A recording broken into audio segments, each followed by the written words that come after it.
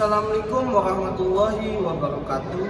Kami mahasiswa dari Universitas Muhammadiyah Mataram, Fakultas Teknik, Prodi S1 Teknik Sipil, kelompok C3 semester 4. Video ini dibuat untuk memenuhi salah satu tugas mata kuliah elemen struktur baja dengan dosen pengampu Bunda Maya Saridewi STMT. Kami dari kelompok C3 dengan 4 anggota kelompok yang masing-masing bekerja sama dalam memenuhi tugas dengan judul materi contoh analisa perencanaan sambungan baut baja.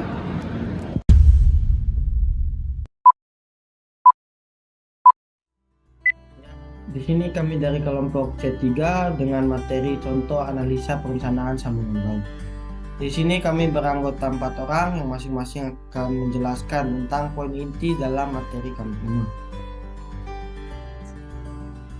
Nah, di sini kami memiliki 5 poin pembahasan. Yang pertama pendahuluan, yang kedua jenis baut, yang ketiga kelebihan dan kekurangan, yang keempat kekuatan sambungan, yang kelima yaitu kesimpulan dan saran. Nah, sebelum kita masuk dalam pembahasan pertama, di sini saya akan mengasih tahu tentang sambungan baut. Apa sih itu sambungan baut? Sambungan baut yaitu salah satu sambungan yang tidak tetap. Nah, artinya sambungan tersebut dapat dipasang dan dilepas tanpa merusak konstruksi tersebut. Nah, biar lebih jelasnya kita langsung masuk ke dalam materi yang pertama. Nah, di sini dalam konstruksi baja, setiap bagian elemen dari strukturnya dihubungkan satu sama lain dengan menggunakan alat pengikat atau penyambung. Di sini jenis alat pengikat yang sering digunakan adalah yang pertama yaitu paku keling, yang kedua baut, dan yang ketiga las. Nah, untuk paku keling dan baut ini, dia memiliki kesamaan. Dia adalah sambungan yang tidak tetap. Dia bisa dibongkar dan dipasang tanpa merusak konstruksi pada bangunan yang memiliki sambungan paku keling dan baut.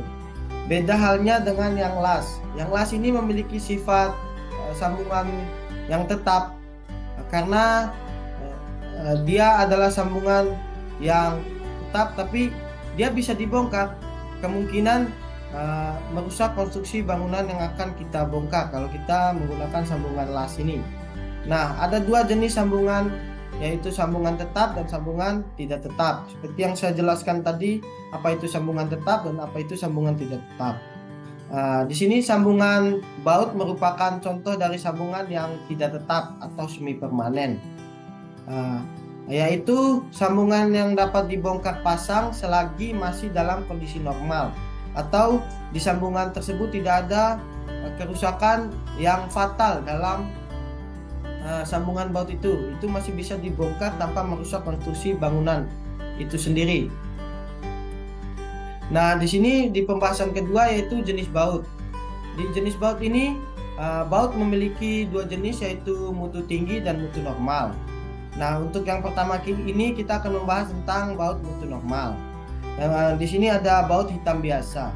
Selain mutu tinggi ada pula baut mutu normal. Terbuat dari baja kadar karbon rendah.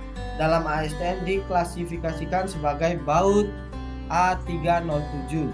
Nah, seperti contohnya ada gambar di situ, itulah baut A307. Nah, untuk baut mutu normal atau A307 ini pemakaian terutama pada struktur yang ringan. Berarti otomatis untuk baut mutu normal ini atau A307 ini untuk bangunan yang strukturnya ringan, batang sekunder atau pemaku. Dia adalah seperti contohnya struktur yang ringan itu contohnya plafon, gording atau rusuk dinding. Itu kan konstruksi yang kondisinya ringan. Itu bisa kita gunakan dengan baut mutu normal atau A307. Nah, di sini mutu baut hitam dapat dibaca di bagian kepala baut. Untuk mutu baut hitam ini kita bisa membacanya di dalam atas kepala baut. Kita bisa melihat ukuran baut atau jenis baut di atas kepalanya. Misalnya tertulis 4,6 atau 4,8. Itu kita bisa melihatnya di atas kepala baut itu. Nah, apa sih arti dari 4,6 atau 4,8 itu? Artinya itu tegangan leleh baut sama dengan 4 kali 6 kali 100 sama dengan 2400 kg per senti persegi. Nah, contoh kepala baut itu bisa dilihat di gambar. Itu kita bisa melihat ukuran baut yang ada di kepalanya itu. Kita bisa melihat ukuran baut, jenis baut di atas kepala baut itu. Nah, untuk kita udah membahas tentang baut yang mutu normal atau baut 0307 itu. Nah, di sini kita juga akan membahas tentang baut mutu tinggi. Untuk baut mutu tinggi ini sendiri digunakan pada sambungan baja profil. Nah, untuk baut mutu tinggi ini memiliki dua jenis utama untuk baut mutu tinggi ini. Nah, yang pertama itu A325 dan yang kedua A490. Bisa dilihat di gambar atau di contohnya itu. Nah, untuk baut mutu tinggi ini dalam pekerjaan konstruksi yang biasa digunakan secara umum baut tipe A325 terbuat dari baja karbon sedang dengan kekuatan leleh dari 560 sampai dengan 630 MPa. Itu untuk baut yang pertama, untuk baut mutu tinggi yang pertama. Nah, sedangkan baut mutu tinggi yang kedua yaitu A490 terbuat dari baja alloy yang mempunyai kekuatan leleh mendekati 790 sampai dengan 900 MPa. Di situ kita bisa melihat perbedaan kekuatan leleh antara baut mutu tinggi yang pertama sama baut mutu tinggi yang kedua. Di situ kita bisa membedakan antara dua baut mutu tinggi itu.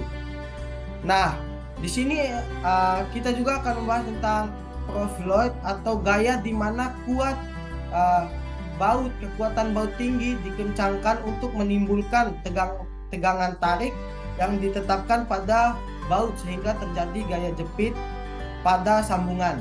Itu yang bisa kita lihat atau bisa kita kencangkan dengan tegangan tarik itu. Nah, oleh karena itu beban kerja sesungguhnya dipikul oleh gaya gesek antara plat atau batang yang disambung. Berarti untuk yang gaya yang bekerja di dalam sambungan itu adalah dua plat yang kita sambungkan dengan baut dengan sambungan baut itu. Nah, di sini gaya profiloid diperoleh dengan mengalihkan luas daerah tegangan tarik atau AS dengan kuat leleh yang diperoleh dengan metode 0,2% tegangan atau 0,5% regangan. Nah, yang besarnya 70% FU untuk A325. Itu untuk mutu tinggi yang pertama. Dan sedangkan 80% FU untuk A490. Itu bisa kita lihat perbedaan antara baut mutu tinggi atau gaya baut mutu tinggi yang pertama dan mutu tinggi yang kedua. Nah, di dua tipe mutu baut itu ada mutu baut yang tinggi sama yang normal. Kita bisa lihat diameter dan sebagainya. Di sini ada tabel. Yang pertama untuk tipe baut yang pertama itu mutu normal. Itu A307. Nah, memiliki diameter 6,35 sampai 10,4 mm. Nah, untuk posternya tidak memiliki posternya. Nah, untuk kuat atrik minnya yaitu 60 MPa. Nah, sedangkan tipe baut mutu tinggi yang pertama atau A325 memiliki diameter 12,7 sampai 25,4 mm. Dia memiliki posternya yaitu 585 MPa dan memiliki kuat atrik min yaitu 825 MPa. Nah, untuk tipe baut yang mutu tinggi yang terakhir yaitu 8490 yaitu memiliki diameter 17,7 sampai 38,1 mm. Dia memiliki poster yaitu 825 MPa dan kuat atri minimal 1035. Di situ kita bisa melihat perbedaan antara baut mutu tinggi dan baut mutu normal dengan tipe yang saya sampaikan tadi, dan kita bisa melihat diameternya di sana. Di situ kita bisa melihat perbedaan antara baut mutu tinggi dan baut mutu normal. Dan untuk penjelasan selanjutnya akan disampaikan oleh teman saya, yaitu pemateri kedua. Baik, di sini saya akan melanjutkan penjelasan dari M. Ali Fikri dari pemateri pertama. Saya akan menjelaskan tentang kelebihan dan kekurangan baut. Kelebihannya yang pertama, dia itu lebih mudah dalam proses pemasangan, penyetelan konstruksi di lapangan. Yang kedua, dapat dibongkar pasang secara gampang. Terus yang ketiga, bisa digunakan untuk menyambung konstruksi dengan jumlah tebal baja lebih dari 4D. Yang keempat, bisa diaplikasikan untuk pembuatan konstruksi bangunan yang bersifat berat serta beban bertukar. Selanjutnya, kekurangan baut biasanya memiliki bagian yang tidak rata atau bertekstur. Yang kedua, apabila mur atau baut yang mengalami kerusakan, maka proses pembongkaran akan sulit. Yang ketiga, ikatan yang terbentuk antara mur dan baut lambat laun akan longgar. Jadi semakin lama baut antara baut sama murnya itu bakal longgar dia. Nah, setelah itu di sini saya akan menjelaskan tentang kekuatan geser baut.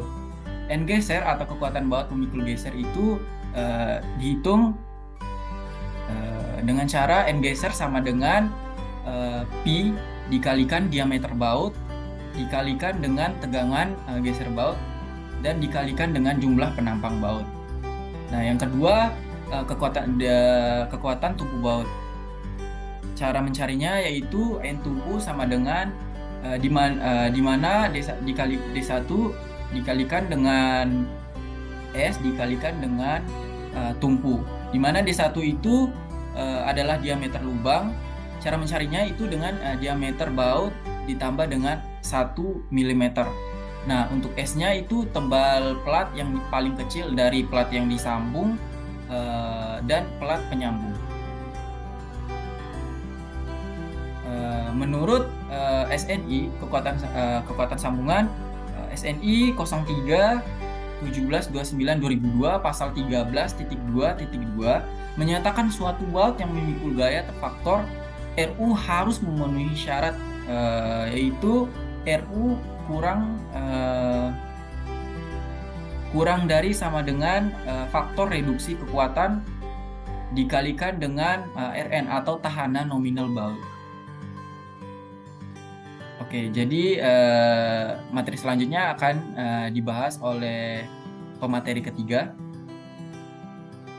Baik, di sini saya akan melanjutkan pembahasan dari pemateri kedua.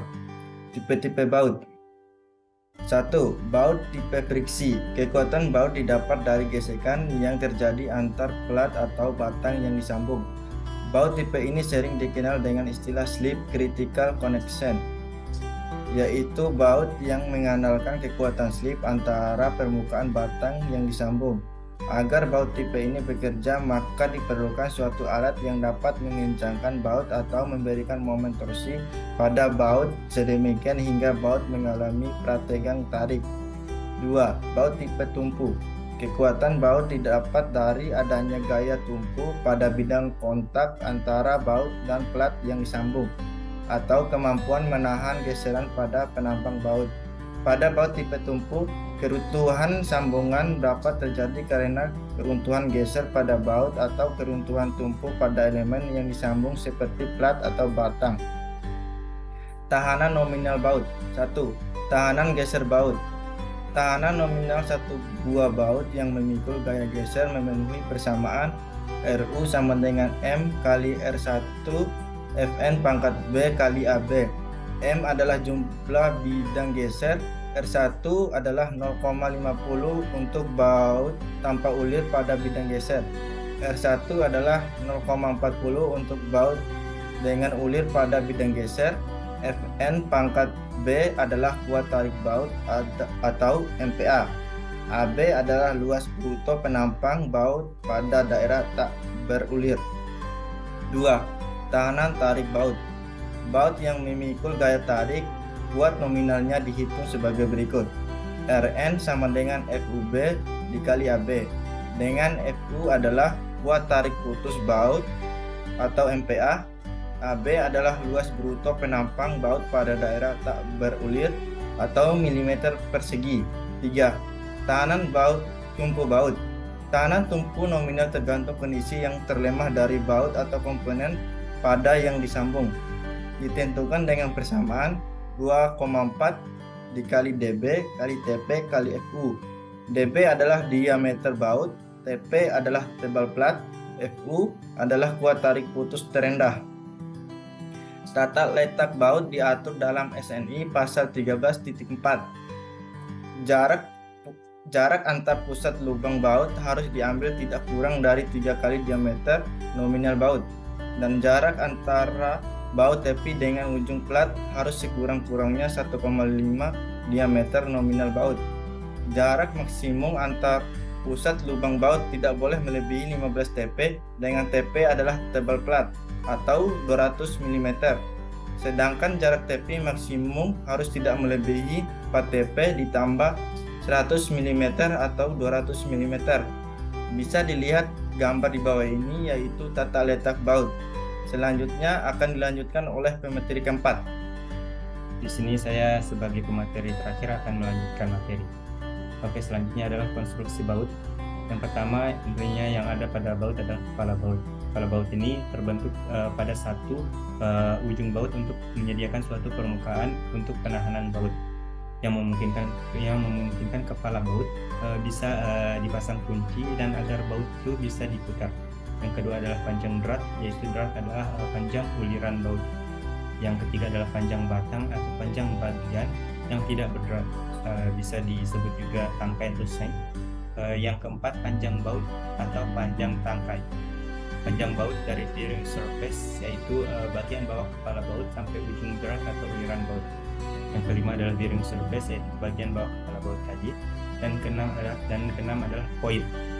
Point adalah bagian ujung baut tempat bermulanya drat. Selanjutnya adalah ukuran baut. Ukuran baut ditentukan oleh 3 ukuran. Yang pertama, diameter utama, yaitu diameter pada ujung drat baut. Yang kedua adalah panjang baut, diukur dari bearing surface sampai ujung drat. Yang ketiga adalah ukuran pintu pas yang diperlukan untuk memutar baut, yaitu jarak yang diukur sepanjang daerah yang rata di kepala baut. Yang selanjutnya adalah pembebanan. Yang pertama, bidang kerja standar. Bidang kerja standar atau pembebanan dalam bidang.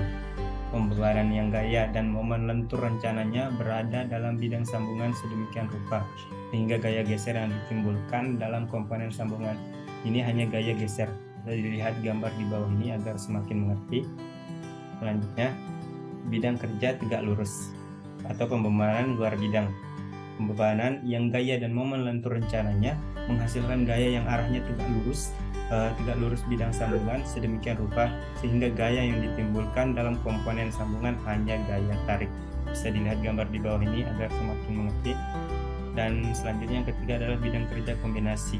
Pembebanan yang gaya dan momen lentur rencananya menghasilkan gaya yang arahnya sejajar dan tegak lurus bidang sambungan sedemikian rupa sehingga gaya yang ditimbulkan dalam komponen sambungan adalah kombinasi gaya geser dan tarik. Bisa dilihat gambar di bawah ini. Selanjutnya yaitu kegagalan sambungan. Kegagalan sambungan bisa terjadi dalam hal-hal seperti di bawah ini.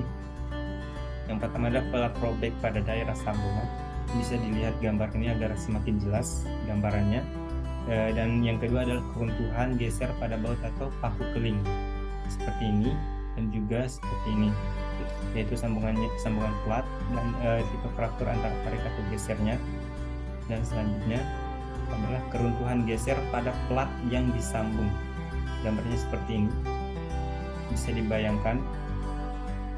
Dan selanjutnya adalah keruntuhan tumpu pada plat, tipe fraktur bidang tumpu pada plat, contohnya gambar yang ini. Yang kelima adalah keruntuhan blok geser pada plat, contoh gambarnya adalah seperti ini. Oke. Yang keenam adalah keruntuhan tumpu pada baut. Dan ini adalah gambarnya. Mungkin sekian atau ini saja yang bisa saya sampaikan. Sekian, terima kasih. Dari materi yang kami sampaikan tadi bisa kita simpulkan sambungan yang paling efisien adalah jenis sambungan baut. Kenapa sambungan baut? Karena di mana dalam pekerjaan di lapangan paling praktis di antara jenis sambungan yang lain dan memiliki nilai kekuatan yang cukup tinggi itu adalah sambungan baut ini. Dan kami memiliki saran dalam proses pekerjaan sambungan, alat sambungan yang lebih baik digunakan yaitu sambungan baut, karena lebih efisien dibanding alat sambungan yang lain, karena dia memiliki nilai praktis tadi. Itu saran dari kami. Dan sekian dari kelompok kami siap menerima semua pertanyaan kecuali menerima kenyataan bahwa kita hanya sebatas teman.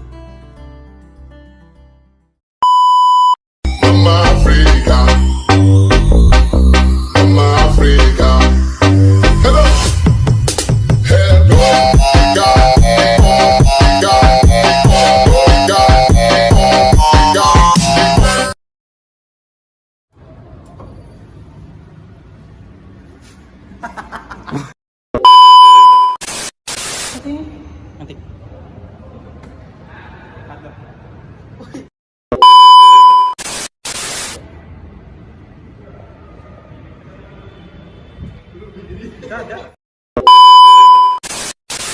Tiga. Kami dari kelompok 3C.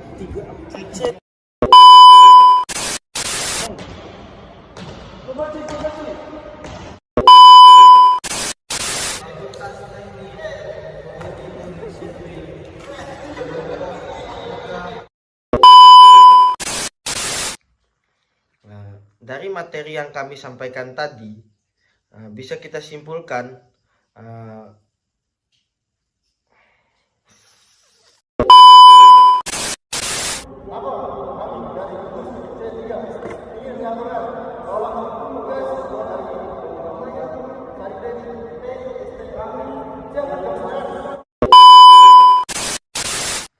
dari materi yang kami sampaikan tadi bisa kita simpulkan sambungan yang paling efisien